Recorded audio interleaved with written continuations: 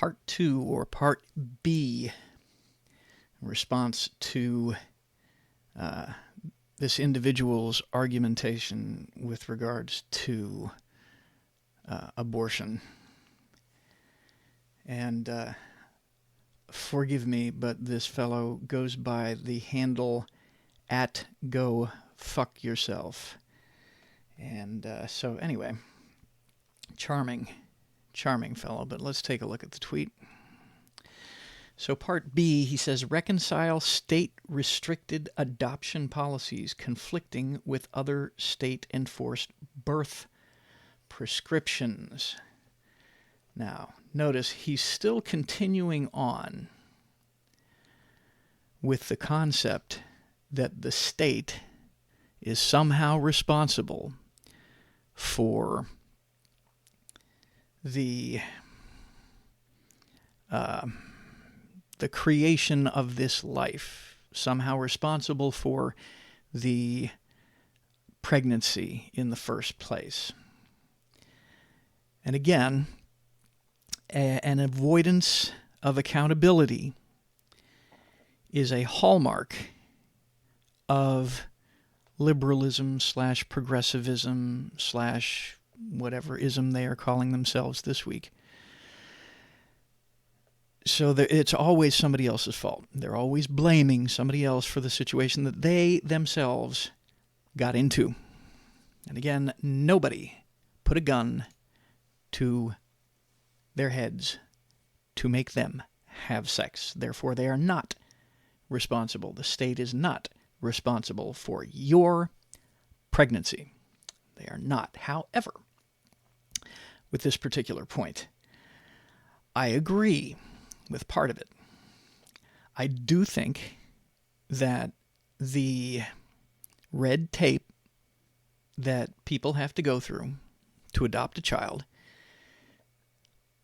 is unnecessarily restrictive. Now, I understand that you have to make sure that the person who is doing the adoption is a responsible human being, therefore not a liberal. You have to make sure that the child is going to a safe home where there are no problems with chemical dependency, history of abuse, history of criminal activity. This is all understandable. That I agree with. But I can tell you also from experience that a background investigation doesn't take that long. Okay? If you're doing a really deep dive on somebody, maybe a month. All right? And if you're doing just a cursory, really quick check on somebody, it's a matter of minutes. Literally a matter of minutes.